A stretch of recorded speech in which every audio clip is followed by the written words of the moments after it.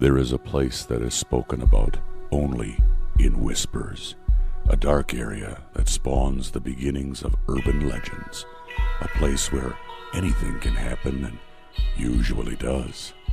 During the light of day, it hides just outside of view, but when the sun goes down, spirits, creatures of the night, roam free, and things do go bump in the night. It is in every state and every country, and there is no escaping it, no matter how safe you feel behind your locked doors and latched windows.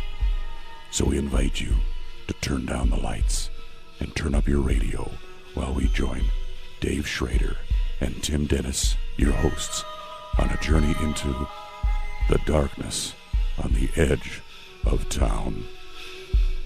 Good evening, and welcome back to Hour 2 of the Darkness on the Edge of Town Paranormal Radio Show. I'm your host, Dave Schrader. With me, as always, my lovable and faithful companion, Mr. Timmy Lassie Dennis. Aw. How are you, Tim? Doing well. Good. You enjoying the interview so far? I am. Getting a little spooked out by what Peter James is sharing with us here? A little bit. A little bit. I don't blame you, especially because we're going to be going out to the Queen Mary, as we mentioned. For people that are tuning into the show, we're talking to Peter James. He's a psychic. He's a medium. He's a paranormal investigator. He's been working with the Queen Mary for quite a number of years. He has some amazing footage and things coming out in 2 DVDs. One DVD is going to be out in November. It's Ghost Encounters. And then the other one, which will be out in about a week, Peter said, is Peter James and the Ghosts of the Queen Mary. You can get information on those at peterjamesinvestigations.com. There will be links up for that to order. Or I guess Peter said you can go to the Amazon.com website and check it out there. Now, before we went to the break, at the top of the hour here, we were talking about the different ghost hunting techniques out there. And, I guess the one question I want to ask before we get going is, I know you were saying if you are frightened by this type of thing, you're in the wrong field and you shouldn't be doing it. But what are your takes on the people that are aggressive about the way that they're asking for the spirits to show themselves? Are the spirits getting irritated by that, or? I don't think so. I think if one is too aggressive or overly aggressive, the ghosts will respond accordingly. In other words, if the ghosts feel uncomfortable, they'll let you know that you're invading their space. Otherwise, because like people, most ghosts are friendly. Seemingly, they're eager to communicate. But the problem is that most ghost researchers don't communicate. They simply walk in and start sprinkling and spraying and all kinds of things that they do unnecessarily. Making sense? Sure, but do you feel the ghosts will just, if you're irritating, they'll just not perform and walk away? They don't need to deal with your crap kind of thing? So they're just like a human, right? Hey, don't tell me what to do and challenge me. Exactly. Or they will do something to challenge you in a rather subtle way to a possible active way, ranging from friendly to violent, just like people. People are friendly. They have friendly personalities. They have violent personalities. They have aggressive personalities. And they respond accordingly. Peter, Tim, my co-host here, has a question for you. I'm going to turn it over to Tim real quick. Okay. Well, I'm intrigued, Mr. James. You were mentioning on the Queen Mary that you can get these ghosts to be audible, to actually speak to them. I'm sure you've heard of James Randi's $1 Million Paranormal Challenge. I have. Okay. I'm wondering if you have any interest in taking that challenge and bringing his group aboard the Queen Mary, or to any location for that matter. I wouldn't waste my time. Okay. Because, for one thing, to try... This is my response to that. To the believer, no explanation is necessary. And to the non-believer, no explanation is possible. So I wouldn't waste my time. Do you believe that Mr. Randi would never... I mean, even if the evidence were as plain as day, do you not believe he would be rational enough to say, you know what, yes, you got me? I truly believe that if my talking ghost, Jackie, heard by scores of people over the years, if he was on the Queen Mary and heard her talk, he would deny it, saying that there's a tape recorder or there's a child somewhere hiding. So regarding the great so-called Randi, I wouldn't waste my time. Furthermore, they wouldn't have a job as a debunker if they became believers. That's understandable. But do you feel, though, most of their stuff, they want to do it in a scientific environment, and a lot of psychics and mediums seem to not want to take the challenge because they feel they don't have to prove anything to him or to anybody else. And I've heard comments like yours of you're never gonna turn a skeptic anyway. But I'm just curious because I do understand, and I hope you can too. And this isn't meant in any derogatory way, but a lot of times that comes off just sounding like an excuse to not take the challenge. It sounds like again, I'm not calling you out on it. I'm just saying, no, Dave.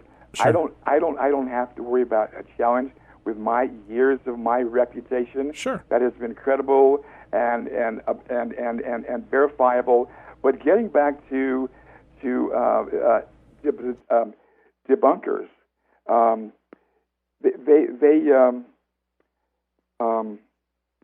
I lost my train of thought. I'm sorry. No problem. Yeah, well, we were talking about how no matter how hard you try to get a debunker to believe, right? This is my thought. They try to prove it scientifically, and it's not scientific, in my opinion, and respectfully to the scientific approach. There are no machines of measure, scientifically speaking, because scientists try to measure something that is physical, and ghosts are not physical, even though they can create physicality, if you will. But are ghosts energy, and can't you measure energy? Yes, but do you know something that can measure it? No, I'm just asking. No. We're trying to get an Etch-a-Sketch to somehow prove ghosts exist, and it's just not working for us. The only way that I can prove with my little way of proving that ghosts exist, example, on the Queen Mary, I've been able to identify over 100 ghosts that have verifiable records or documents, either being passengers or servicemen and women. So everything that I identify has been verifiable. Some people will go on the Queen Mary and say, well, there's a lady here who has a red dress on, and her name is Mary. Well, there's no record, there's no history of Mary being there. So in that sense, everything that I do has been verifiable. That's the difference. I'm curious. Can you tell me this, Peter? Do the spirits, they can communicate with you, they can talk with you. Can the little girl see the other spirits on the ship? Can the other spirits see each other? Yes, and they do interact. Okay. So they'll still talk and hang out and of course and play and do everything that they would normally do in life. Precisely. Okay. All right. Yeah, I was always curious about that because I didn't know if ghosts can, especially if they're from different time eras, if they're in different slots of time, if you will, trapped on these ships. Mm-hmm. With the people that you talk to, with the spirits that you talk to as you go along. Now, I can understand. Okay, the Queen Mary is a beautiful luxury liner. It's a giant floating palace. I can understand a spirit wanting to stay there. Now let's go to Alcatraz. You're doing investigations of a creepy, cold, metal, concrete building. Yes, it's a dark, dank place. And by the way, next Halloween, 2007. We're doing Peter James live on Alcatraz. Awesome. That'll be great to watch. Sure. The difference of the ghost, the nature of the criminal mind. I mean, that was America's incorrigibles were housed there. Right. And there are about 100 ghosts there, but they're all very, very aggressive and very violent. And I spent 2 nights on the Rock. Right. But why they're there? Because it was a place that they lived for a number of years, and it was their home. So when you die, I don't believe that they're aware of where their homes are. Make sense? So they don't get. You don't think that they're. I would think that once they've passed on, they would want to go anywhere but be in prison. Yes, but for some reason, ghosts, as I say, to reiterate a point. Ghosts are territorial. They remain where they die.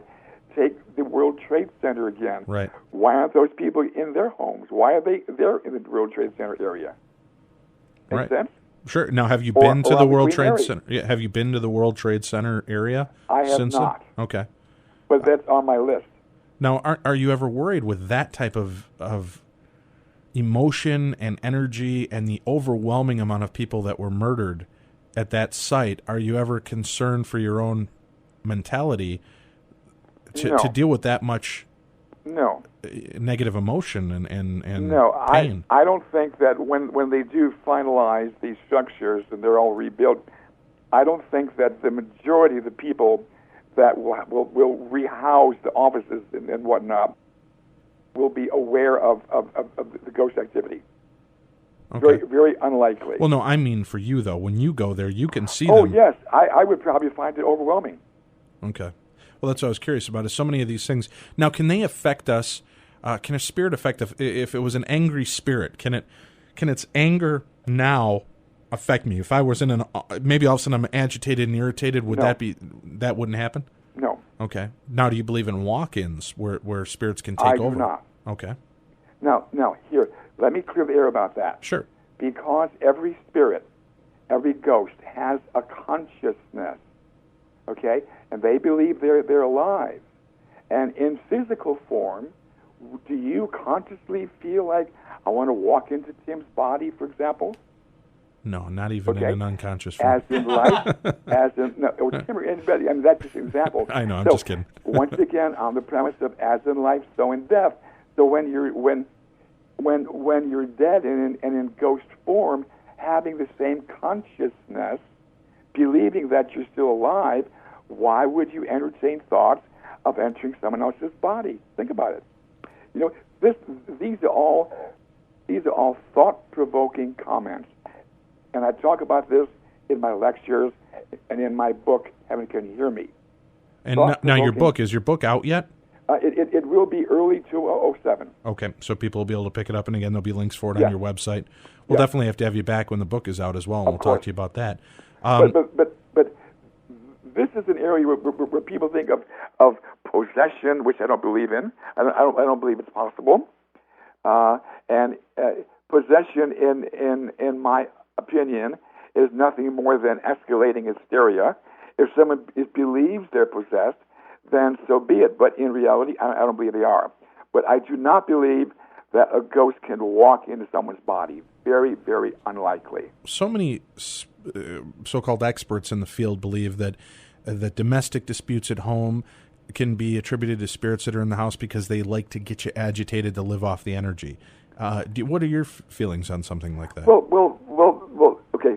Let's look at that in physical form. Okay. If a husband and wife had a brother-in-law or a mother-in-law living with them, and the mother-in-law interfered in their business, wouldn't that aggravate you? Sure. Okay, as in life, so in death. But would a ghost aggravate you just by their mere presence? No. You don't believe that they're mucking with your No. energy to piss you off, so that way you can do it. Okay. That's old school. Right, and that's why I'm trying to get these answers out for people that are trying to Yes. understand newer That's philosophies on this. old school. It's all Okay. antiquated information that was given to us eons ago, and sadly, people continue using and believing the same old tired stuff. All right. Now, being a psychic and a medium, that with what you do, now you can see the spirits that are earthbound. Being a medium, now, from our understanding, is dealing with spirits that have crossed over or gone to heaven or hell or wherever the next plane of existence is. Well, the heaven or hell are all mythical places, and, Okay. and once again, we're dealing with dogma. Sure. But I believe that when we die, we're all earthbound because we're earthlings. All right. So you don't believe that there's going to be an end of our planet, an end of life as we currently know it, because it's just this is just what we are, and this is how we'll continue, or But that's according to whose prediction or whose knowledge. Sure. Well, but I'm just curious what your thoughts are on it. I mean, My if thoughts we're always is- earthbound because we're earthlings, will we always exist here? I would hope so. Okay. But see, once again, people say, I believe respectfully that religion was created by man to control man. Therefore, if you're a do-gooder in life, then you'll be rewarded and go to heaven and exist happily ever after. However, contrary to that, if you do bad, then you're going to suffer the consequences of that and shovel coal in hell. Now, people see themselves in physical form shoveling coal. But if there was a place such as hell, what would you feel without the physical body? How could you possibly feel burning in hell? It's the same thing with the 72 virgins. If you sacrifice Right. your life with what's going on today, you'll be rewarded with 72 virgins. But the virgins, if it were true at all, thought-provoking, do not have physical bodies, nor will the perpetrator have one. So what enjoyment could they have? Make sense? Sure. Now, do you believe the spirits, though, as a medium, so many of us are told that the spirits of our loved ones are always with us. And you say most of them are tied to the area that they love most. Do you believe that they're tied to people as well? They are with us if they were with us in life. Now, would you have to see, like if say, my sister who passed away, if she was here with me, or Tim's brother who had passed away, would you need to physically be here to see them with us? Yes. Or do they make themselves known to you wherever you are? I have done some phone readings, if you will, and I was able to feel departed ones vibrationally. But it's easier and more effective if I'm on the spot where they died. Example, those that there was one well-known psychic, and I won't mention his name, but I applaud his success. But on his television show, he would say, "I'm getting an M. Who does it belong to?" And someone would say, "Oh, that's my mother, Mary." And he'd say, "Yes, Mary's with me, but it is unlikely to have a ghost, a bus full of ghosts, go to a TV studio at random and start talking to their living relatives." So you don't believe that they're just hanging out with the relatives at all times? No. Or that they can pop in and out? They pop in and out. If your grandmother was with you and living with you most of her life, then it is likely that she would share some of the time with you in death. So you don't believe, like, my sister would be with me now? She'd probably still be in Wisconsin where she passed away. Probably so, or she'd have the ability to visit you periodically, but unlikely that she'd be with you all the time. It's unlikely. Do you get, I mean, is that something, and I'm not trying to get you to do a reading for Tim or I, but I mean, is that something, do you get a feeling of those energies around Tim or I? I mean, how, that's something we're always looking for in life, is we want that reassurance that the loved ones have come into our, and are with us. Yes, of course, because that always, it's reassuring, and it also helps with closure. Okay. But I do feel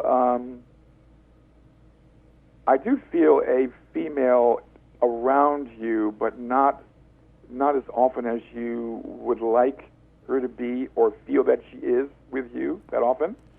Female, though, I mean, is it an aunt, a sister, a grandmother? I mean, are you able to determine that kind of? I don't know, but it was some. I would say someone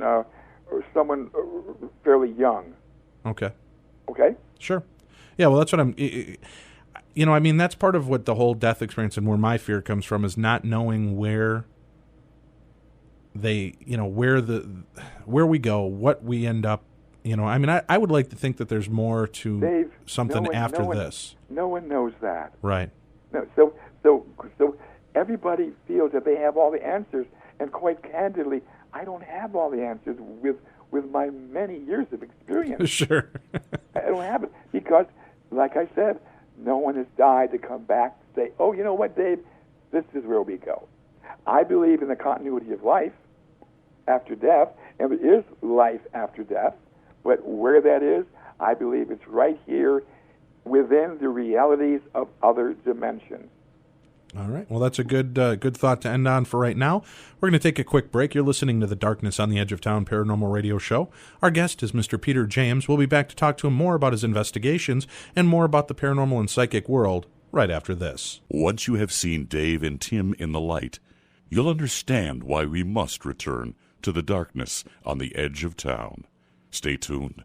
There is more to come. This is Dave Schrader from the Darkness on the Edge of Town radio show. Each week, we delve into the web of the unknown and deal with a lot of scary subjects. But nothing makes my blood run colder or scares me more than dealing with technology. That's why we turn to the experts when we wanted our website for the show set up and maintained. In the studio with me is Don Raleigh, owner of Evolve Systems. Don and his exceptional staff were easy to work with and made setting up our site a breeze. Don, what is it that sets you apart from other web developers? Well, Dave, we make your business visions come to life by creating, maintaining, and hosting all of your internet needs. We do this by listening to our clients. We offer programs and price plans to fit any budget. And Dave, I mean any budget. Call us at 651-628-4000 and put us to work for you. Call Don at Evolve Systems, 651-628-4000. I did, and I couldn't be happier with the results. That's because we take the ugh out of technology, Dave. Call us today at 651-628-4000 or visit us on the web at www.evolve-systems.com, serving the entire United States. That's Evolve Systems, helping you to manage change. Cheers. Do you hear loud moans and banging on your walls? Next time, pay for the better hotel room. Oh, no more Yankee, my wanky. The donga need food. Welcome back to the Darkness on the Edge of Town with your hosts, Dave Schrader and Tim Dennis. Good evening and welcome back to the Darkness on the Edge of Town paranormal radio show. And welcome to October. Again, you've got Halloween coming up right around the corner here, so make sure that you get the kiddies out there with some nice reflective clothing. Be careful. Be safe out trick-or-treating. Make sure to go out with your kids. Share the experience. It's something that you're going to wish you would have done more of and you wouldn't have missed out on. As a lot of the psychics and mediums that we've had on the show that have come before us and told us, make time for your family now. Enjoy the life you have with them now so that you don't need them to make the connection for you after they pass away. And I only mention that because we've, watching the reports and the deaths that happen every day, sometimes we take for granted the things that mean the most to us, and then we only want to make the connection and the apologies and the love afterwards. Let's take care of it and get it done today. And now I'm off my soapbox. Welcome back to the show. Our guest this evening is psychic, medium, and paranormal investigator, Mr. Peter James. Thank you very much for joining us again, Mr. James. It's my pleasure, Dave. Thank you for having me. I appreciate it. Now, we've got... I want to start getting into some of the other type of investigations that you've done. Now, you said that the Queen Mary, you feel, is one of the most haunted places that you've been to, right? It is, in my opinion, the most, not one of, but the most haunted place in the world. And I have investigated places around the globe, literally. All right. Where would you say is a secondary place, but that would be filled with more of the... what's the word I'm looking for here, Tim? More of the, of the wandering spirits. Is there another place where they're just kind of in disarray and well, they're all over? I would guess that perhaps many of the battlegrounds during the Civil War and other wars throughout the world. I would say there places like Alcatraz are quite haunted, but they pale in comparison to the Queen Mary. Now, where you've been hit and struck and scratched and burned, what do you do? What is Peter James's approach when these attacks happen? I react and respond accordingly. Of course, I get a little irritated. I'm never frightened. I'm always unnerved, and I simply say, stop. Now, I was burned and scratched during the Heartland Ghost investigation. Right. So that was quite unnerving, but I wasn't afraid. Now, why don't we fill people in on that investigation? It was an episode of Sightings, and because of all the crazy paranormal stuff that happened, they actually ended up making a Sightings movie where they talked about what had happened during the filming of that show and during the reenactments and such, correct? Yes, and there was a recent reenactment done about a month ago on the Discovery Channel. Right, Hauntings? Yes. Right. Okay. Yeah, which I saw didn't that. care for, by the way. Right. Yeah, we just saw that. I don't care for that show because they do exorcisms and all that sort of bunk, which I don't believe is necessary. Okay. But when I was with Sightings did 16 segments of that particular haunting because it was so extraordinary, and I did 6 of the 16. I was the one that was able to identify Sally by name, gender, and her burial ground, all verifiable. And I witnessed some extraordinary stuff. For example, my first time there, with the cameras rolling, and this is the Sally house that you're referring to, correct? The Okay. Sally house. All right. When I went upstairs in the nursery, the husband and wife had a 15-month-old baby boy. They had a crib for the baby boy and a crib for Sally. They would buy a toy for Sally, wrap it in a box with a ribbon, put it in her crib, go downstairs, come up an hour later, and that toy would be on the floor. Now, so cameras are rolling. My first time in the nursery, I sat on the floor, picked up the teddy bear, and said, Sally, which is your favorite toy, the dolly, the teddy bear, or the rocking house? And she immediately scratched on the man's abdomen the letters D-O-L-Y. Even though she spelled it wrong as a child would, this was phenomenally extraordinary stuff. Wow. Now, what was she would do all these striking out and everything. Why do you feel she was so angry? I don't believe it was Sally. I believe it was her mother. If you see the movie, the mother was the mistress of the doctor that owned the house. Right. So he fathered Sally. So you don't believe it's actually Sally haunting the house? You believe it's the mother? No, I believe it's the mother, and there are two ghosts. One is Sally the child, and the other is the adult female who was the mistress of the home. And if I can be blunt here, the man of the house would share with us, even in the movie, that when his wife got out of bed in the morning, he would feel some kind of a sexual arousal from this adult female, which is quite common, Sure. by the way. To be sexually aroused by ghosts? Yes, ghost molestation is quite common. Really? I've investigated a number of homes with women in particular talk about penetration. They talk about feeling all sorts of things with sexual overtones. And the man of the house in the Heartland Ghost said almost every morning he would feel, if I can be so blunt, something to the point of almost orgasm. Wow. Fact. Okay. Okay? And this is also in the movie, so it's nothing new that I'm sharing. Sure. Wow, that's amazing. But how they do this is beyond me, because they don't have physical bodies. So I don't know how they do it. Well, shifting the energies, it. I don't. Boy, that's crazy. Yes. Well, but how are they scratching you? How are they hitting you? I have no idea. I mean, there's no got to be something knows. there, right? So no one knows because no one is ever forewarned. Like when she burned me and scratched me, it just happens. But now you said that you believe it was Sally because she misspelled Dolly. That Yes, scratched because- it on his belly. yes, Why do you because- feel she would do that instead of just grab the dolly or do? Why would she hurt somebody? Because this was her way. Because she didn't make any audible sounds Okay. or any audible communication, so she chose to scratch and spell the word dolly, even though she spelled it wrong. Right. But she did, however, give you a hug. Every person in that, there must have been about 15 of us, a crew of cameramen and soundmen, and every one of us was hugged by Sally. Wow. Now, how about the woman? Did she make audible sounds to you?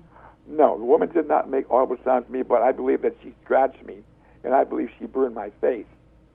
And Wow. she scratched the man in the house, I mean, really, really violently. Right, that was across the back and the stomach, wasn't it? The back, when they were like stomach, filming in the room. arms, Right. Face. I mean, this was really brutal.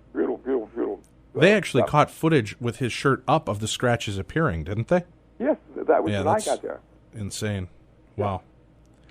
All right, so the Sally house was definitely haunted. Now, is that still a residence? Or are people still living there? To my knowledge, the home has to be about 145 years old in Atchison, Kansas, and it still is active, to my understanding. But they moved out about 5 years ago or more. Okay. All right, but you've never been invited back to check out to see what's going on I've there been currently? invited back, but I never went back. Oh, really? Okay. You know why? Because now it's a psychic circus. Oh, sure. Every paranormal researcher is there, and they're making their rounds, which I respect. But I've done that, been there, so I move on.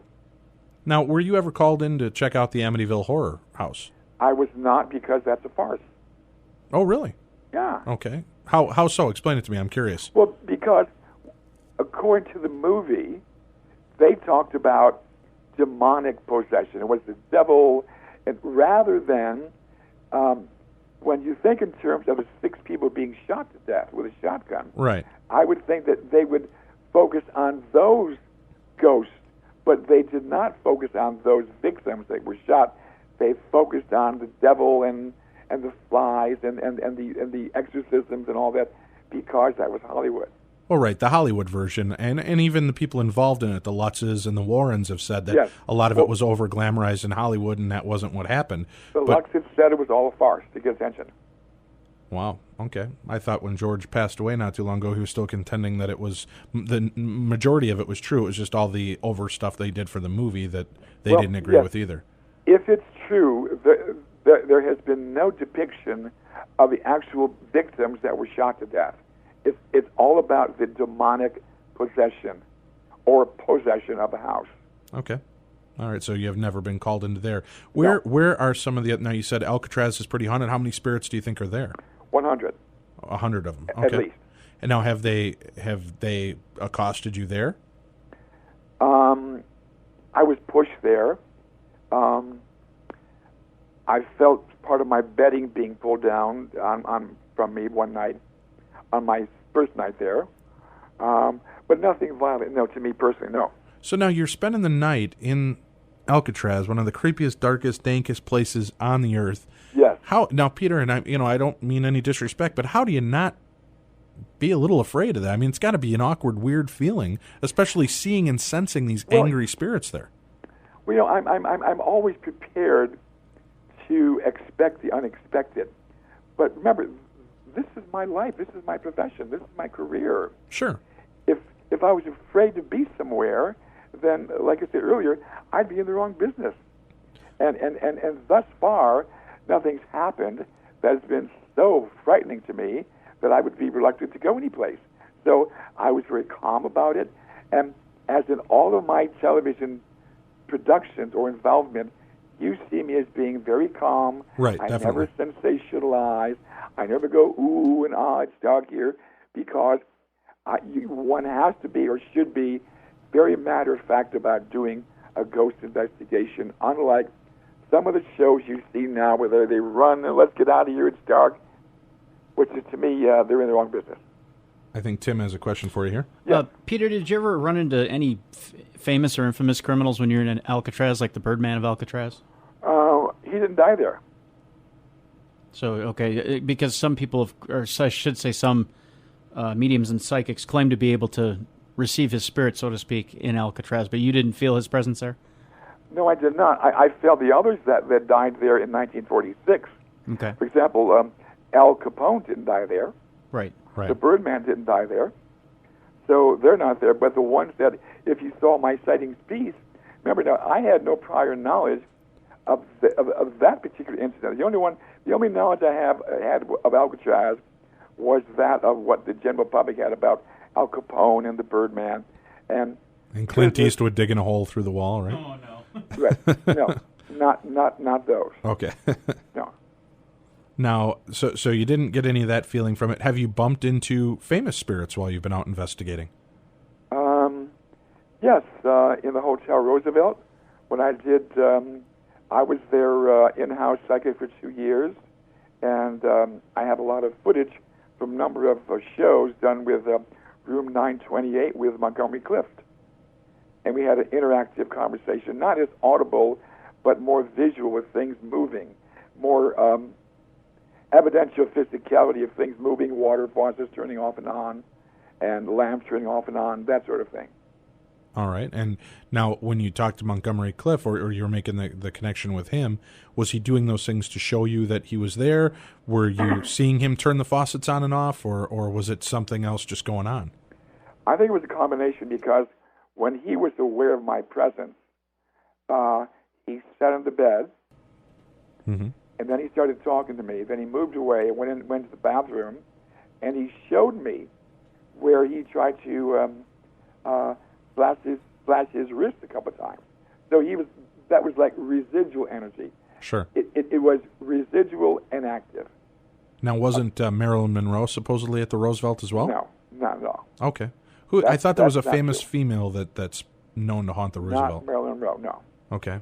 Not true. Do you know who it was? Who's the famous female that's supposed to be there? I Or is don't it know, supposed but to be her, but you're just saying it isn't her? No. Okay. All Now, right. she might visit the hotel. Right, because I thought they've said they've caught her photograph or her reflection in a Not mirror. so. That story is so blown out of proportion. Okay. On the lower level of the hotel, Right. there's a huge floor-to-ceiling mirror that hung in Marilyn Monroe's suite during her stay there of the 50s. But also, there's a great big picture of Marilyn hanging on the other side of the wall. And when you look in the mirror, the reflection of the picture, of the photograph, you can see in the mirror. Oh, okay. Make sense? Sure. So the whole thing was truly misconstrued. It's not true.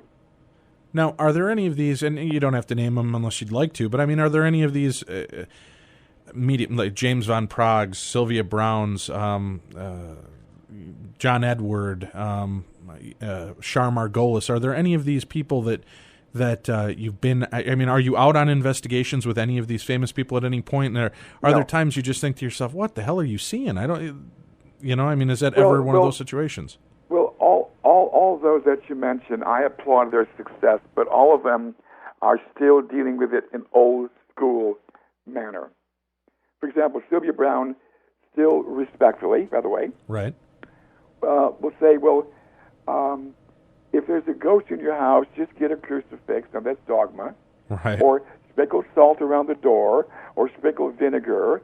I mean, come on. But when they're making communication with people that have crossed over, and they're giving words and things that there's no way anybody could know, I mean, what's your take on something like that? I understand that a lot of the how to get rid of the ghosts is old school, but do you believe that they're making the connections? What they're doing is they're giving them a psychic reading.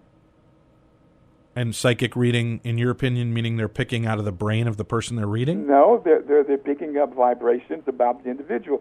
I can do that, but not necessarily say I could tune into you psychically, if you will, and say, well, your mother is talking to me, but meanwhile, I'm picking it up vibrationally about you.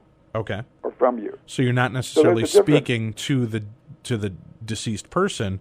You're just picking up from my energy the things about me like that? Exactly. So then do you feel that they're actually making a connection with the dead person trying to pass on a message, or are they just picking up what I need out of... I do not. Okay. I believe they're just giving you a psychic reading. Now, one other thing. Years ago, there was a book on hauntings in California, and speaking of Sylvia Brown, respectfully, there was a photograph of her in a haunted house brandishing a large crucifix. My point is, was she expecting a vampire? You get my point? Sure. In other words, why would someone want to use a crucifix when all you have to do is communicate? Now, Tim has given me the same perplexed look, and I don't know if he's picking the same thing I am, but you keep referring to it as though they're doing a psychic reading, and unfortunately we don't have the dictionary for everybody's different definitions, but what exactly, again, I guess I'm not understanding fully, what exactly is a psychic reading to you then? In other words, let's take James Van Prague, respectfully. And he's saying, I'm getting a sense that your mother Mary is here, and she's telling me that, do you remember when she made the cookies for you and whatever? He's giving that person a psychic reading rather than his actually communicating with the mother. But when they're able to give specifics of, your grandmother or your mother's talking to me, Peter, and she's telling me, do you remember making the Christmas cookies that were in the shape of a Christmas tree and how you'd make fun of it because it looked more like I do it all a banana? The time. Okay, so but that's specifics. I mean, where are they pulling that information from then? You or from the spirit world? In other words, when someone is psychic, they have the ability to know things about people intuitively. They see things, they hear things. Okay, that's what I'm asking then. It's more like they're not getting it. They're more like picking my brain of these memories than they are getting it from the actual spirit. Yes. Okay, all right, that's what I was looking for. Yes. Well, we're going to take a quick break here. We've Okay. got one last segment with Peter James. You're listening to the Darkness on the Edge of Town Paranormal Radio Show. Our great guest this evening has been Mr. Peter James. We've got another segment, about 15 minutes coming up. We'll do more with Mr. James right after this. Adopting aliens and giving them good homes since 1953. Just don't tell our landlord. E.T. phone home. Quiet, numbskulls, I'm broadcasting. It's Dave and Tim shacking up in the darkness on the edge of town. 2006 is here, and for many of you, another year has passed without treating you and your loved ones to a much-needed getaway. Rocky Shores Resort has just what you're looking for. Join owners Jerry and Kim Pipp at their family-themed resort that offers a heated outdoor swimming pool, volleyball court, playground, spacious lodge with games and activities for the whole family and more. With 6 2- and 3-bedroom cabins that are affordable, comfortable, and fully furnished, and 12 seasonal RV sites, Rocky Shores Resorts is perfect for a private escape or for a family reunion. The resorts are located on the east shores of Bowstring Lake in the heart of the Chippewa National Forest. Here you can relax and enjoy nature in the Great North Woods, experience dozens of area attractions, and get hooked on some of the best northern perch, panfish, bass, and walleye fishing in northern Minnesota. Call 1-866-878-0101 to book reservations or check out their website at rockyshoresresort.com for more information. This year, don't ignore the call of the wild. Embrace it and enjoy yourselves. That number again is 1-866-878-0101. Rocky Shores Resort is open year-round. Call today. Do you want to take charge of your life? We all have our demons we want to get rid of. This is Russ Clark. My Hypnosis CD series will help you take charge of your life and kick those demons out. Thousands of people have made personal improvements through the power of hypnosis. Your success is guaranteed by me, or I will refund 100% of your investment. To kick those demons or to add relaxation into your life, visit my website, www.powerhypnosis.net. If you read Taps Paramag every month, you'll be able to tell the difference between the absurd Could not go to work because Bigfoot stole my car. and the creepy. Taps Paramag takes you where few would ever go on purpose. From exclusive interviews with the cast of The Ghost Hunters to the latest trends in technology in the field of the paranormal. To join our journey, order at tapsparamag.com. If you bleed from the ears while listening to Leo Sayer records, would it qualify as a paranormal experience? I thought so. Welcome back to the darkness on the edge of town. Ooh, that hurts. Good evening and welcome back to the Darkness on the Edge of Town Paranormal Radio Show.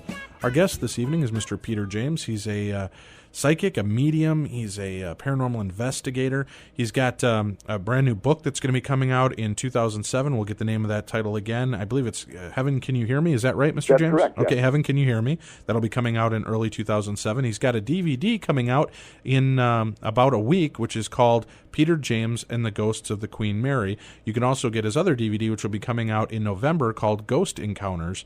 Is it Ghost Encounters on the Queen Mary? Yes. Okay, and that's with Peter James. You can get that information by going to his website at peterjamesinvestigations.com. Correct. And Mr. James has been spending the evening here with us talking to us about his experiences with the paranormal, sharing his ideas and thoughts. Respectfully talking about other psychics and mediums and people that are out in the field doing these type of things. And we were discussing different forms of the paranormal investigations that have gone on. You made a lot of really great points that clue in with me, as we were just saying before the break. I've always kind of considered that maybe the psychics or mediums that were making the connections for us were more making the connection with us and our memory and energy of those things than they were actually speaking to the dead. So that's interesting that as a psychic and medium, you believe that that's what's going on as well. Exactly. Now, how about reincarnation? Do you have any thoughts or feelings on that at all? Once again, things like reincarnation is debatable, and I used to believe in it, but it does not coincide with my current belief system. So it is possible, but unlikely. Now, people talk about past lives and past life regressions, but no one really knows what you were in a past life, if in fact the whole thing exists. Now, so I frown on past lives, and I frown on reincarnation because it's all hearsay, and this is something that people have tossed around for eons, but I choose not to believe it. Okay, fair enough. Now, going forward, where are some places that you would recommend for people that are just getting into the field of the paranormal investigations, that they really want to make these connections? Where are places that you feel are best for people to seek them out? I know you said usually a place where somebody dies, correct? Well, yes, and usually they can start right in their own neighborhood. Okay. All right, so they can start right there and try to make communication at the home and go forward. Now, exactly. But steer clear of cemeteries. Will they find anything in a cemetery? If someone died there, yes. Okay. You don't feel that there's anything else going on there other than just unless somebody else, at all. The caretaker dropped dead while he was shoveling not dirt. At all. Okay. If the caretaker died, yes, possibly. Okay. All right, so that would be about the extent of it. So those are the places to just start off with, are familiar places where you know a death took place and go forward. Now, when you see these people, do they appear to you, if Grandpa Joe, fell into the fireplace when he died and burned up pretty badly, and then you're in the house, do you see him burned, or do you see him as he appeared before the injury? What burned was his physical vehicle, right, not his spirit form. But they say so much of that is tied to us, as so many scars that we carry are mental. That's all hearsay. Okay. All right. I believe you. It's you see them, I don't. It's old school. Sure. Okay, so you see them as they were in life. As they were just prior to death. Okay. Now, how do you, I guess I'm curious about is when you do these investigations and you're with people, they don't tell you the backstory of it, but the people that are with you know the backstory of it. Yes, they How do you know that you're not psychically reading them and picking up what's going on? Because usually when I do an investigation, I walk through with the camera first, right, and give my preliminary take, and then the people in the homes come out and say, "Hi, I'm Peter James, I'm their so-and-so," and then they start giving me verifiable information. But rule of thumb, I do it alone. Okay, so the cameraman, you make sure that the people that are immediately surrounding you do not know. Exactly. Now, but if you go over there, and again, I'm just trying to get a handle for us and our understanding of this. If you're going over there, are you going over there separate from the people that know this? I mean, could you just inadvertently be picking it up from them? I don't tune into anything except what I'm there for. I don't tune in people around me. I tune into what's in the house or dwelling. All right. Well, how do you know that for certain? If you, if we're picking it up and it's a psychic vibration. But right. This is what I say. Okay. I'll say, for example, I walk in and say, "Hi, I'm picking up the name of John," for example. Okay. And if someone is standing next to me, I'll say, "Can you identify if they say yes or no?" If they can't, like in some places, when we do a title search after the fact, there was, in fact, someone named John there, say 50 years ago, unbeknownst to them. Okay. Get my point? Sure, I get that. I'm not sure if I'm asking the right question here on it, but I guess if you turn to the guy and say, "Yeah, do you know John?" and he said, "Yeah, he was a prior owner here." And you're saying that you're not tuning in on him, you're tuning in on what's in the house. But a lot of these psychics and mediums, like John Edwards, Sylvia Brown, they claim that they're actually tuning into the spirit world as well. But there's a difference between the three and myself. They are not ghost researchers. They are psychics. Okay. I do ghost research exclusively. Sure. That's the difference. But do you know where your abilities come from? What makes your abilities work? I don't know. If I would guess that they're innate. I don't know where my abilities came from. But I mean, do you know the extent of the... we don't really know. As you've said, there are no real answers. We don't really know because nobody's come back to give us these answers. Right, exactly. So you don't know if you're actually picking up on maybe the thoughts of somebody else in the room that knows it or around the area? No. Let me clear the air. Sure. I know for a fact that I'm not picking up anyone's thoughts or vibrations. I'm not a mind reader. Okay? Okay. But when I go into a house that is allegedly haunted, I'm there specifically to fine-tune the nature of the anomalous activity. So I disregard any people in the home or house. Now, can you hear them, though? So you're there to focus on this, but you can differentiate between what... I know you can see them, but I'm saying, you said you're not able to tune in. Does that mean then you know that there's a buzz coming from Tim's head and a buzz coming from my head. You're turning that off, and this is what you're focusing on. Exactly. Okay, so you're aware what you are turning off. It's like a radio in one room, a TV in the other going on. You're turning those off so you can focus on what's going on. But those vibrations are there. You're aware of them. You're just not tuning into those. But the physical people that are there are not thinking, I'm not going to let them know who's here. They're not thinking that. No, I know that. But they're thinking, oh, I want them to make a connection with Amy or Julie, the ghost. Of course.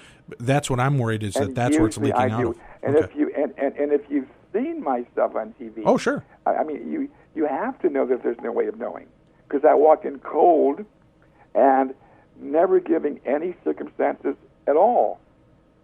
Right, but unfortunately, a lot of us aren't privy to that knowledge. Even though the announcer comes on and says, the psychic was not told of any of the information beforehand. We're all brought up to be skeptics, and we're automatically believing bull hockey. He was told, or somebody there knows, or it was leaked to him, or he read about it before he went in there. Yes, but you can fool some of the people some of the time and all the time. And incidentally, on one of the most haunted shows, one of the psychics was busted because he got caught in lying about something that he thought to be true. It was a very most haunted type of show, wasn't it?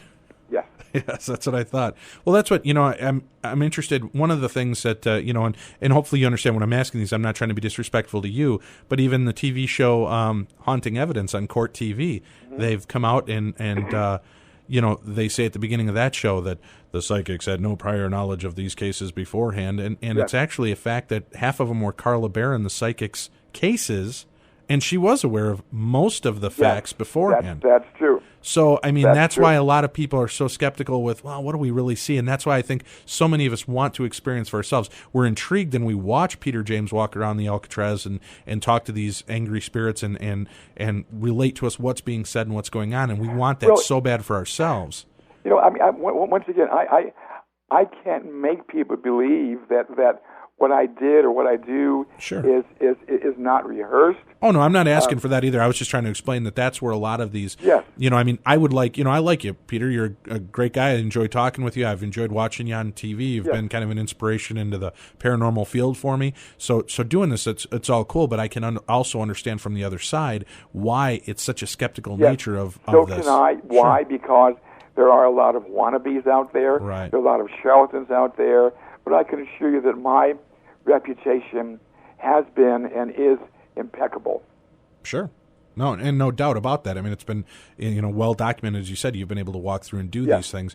That's why I said it'd be so interesting to actually hang out with you at the Queen Mary, to have you go in and hear you have these spirits communicate with us, so that it isn't just a TV trick or a lighting flaw or something that's making this appear to happen. That's what so many of us are begging for in the real world. Is we want that. Sure. Let me just say, in regard to Queen Mary, I always advise people to wear diapers when they go to some of these areas in the Queen Mary. Really? Yes. It is that intense, huh? Yes. Wow. Tim, we're buying some Depends. Do they make them in my size? I don't know. We'll have to put on a couple just in case. Because I don't know, with all the people telling us we're so full of it, I think we're going to actually prove it that night, huh? Well, so going forward, all right, so we're going to do that. Now, for those of you that are just catching the end part here, make sure that you download the show. We're talking to our guest, Peter James, who's a psychic medium, paranormal investigator. You've seen him on any countless number of TV shows and specials about the paranormal. All over the world. That's right, and we're going to be going to the Queen Mary in January 14th, 15th, and 16th, returning on the 17th. We're going with members from the Ghost Hunters TV show, from Haunting Evidence, also from Dead Famous. And we're going to also be meeting up with Mr. Peter James, who's going to come out there, hopefully do a talk with us one night. Maybe we can even talk him into going in on a little mini investigation with us and see what we can find. And, check out these events, and I promise we will tell you if one of us fills our diapers. So check out that information by going to our website at darknessradio.com/trips. And if you want more information about Peter James, you can go check out his website at peterjamesinvestigations.com. Now, that site is still under a little construction, Peter, is that right? It should be up and running probably by next week, but you can preview it as we speak. All right, so you can go there, and there are links there for how to communicate with you, how to get your books when they're available, to get the DVDs when they're available. All the information will be there in full in about a week, but you can preview it now. Now, if people are having problems, Peter, and they're having a haunting at their home, are you available to go there and help? If I can work it into my schedule, yes. And rule of thumb, I'm inundated with requests. Okay, so that's what I was asking, is so people shouldn't be pounding you with their ghost stories and asking you to come out and clean their house for them. It's you're kind of busy with what you have to do in your real world already. I have no objections if they want to share some stories with me. Sure. Okay. All right. And again, if you want all that information, you can check out the websites at Peter James Investigations. Peter, before we head out, we got about a minute left. What do you want to leave the listeners with to really understand what's going on in the world, the unseen world around us? The best thing I can say is that in my opinion, everything dealing with ghosts evolves. Everything is new. Everything is different than the way we did it years ago. This is what I choose to do. That my approach is progressive, as all ghost research should be. Progressive. Well, that's great, and that's how we're going to all look forward to it, and hopefully we'll be ushering in a new enlightenment to ghost hunting. That's what part of our show is here. We're hopefully here to educate and entertain and enlighten people, and thankfully it's to guests like you, Mr. James, and I appreciate you joining us on the show this evening. It's been my pleasure. And spending your time with us here. And, love to have you back on the show in the future when the book hits. We'll talk more about your book and more about what's going on with that. We look forward to seeing you out at the Queen Mary event. Good. And meanwhile, go to peterjamesinvestigations.com. Will do. Thank you very much for joining us. And you're listening to the Darkness on the Edge of Town Paranormal Radio Show. Make sure to tune in with us next week when we have Jason Hawes from the TV show Ghost Hunters joining us just before the kickoff of Season 3. Jason will be on hand to talk with us about the new season. They went over to Europe and filmed some amazing episodes to give us a little insight on where they filmed and what they're going to be looking for this season. They're also going to talk to us about their new paranormal podcast radio show called Taps Para Radio.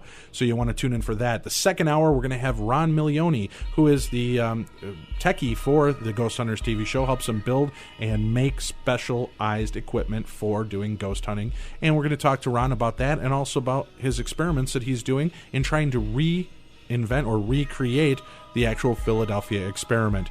We'll look forward to talking to you then. Make sure you tune in. Thank you very much for listening to the Darkness on the Edge of Town Paranormal Radio Show. From Dave and Tim, we look forward to having you back with us again next week.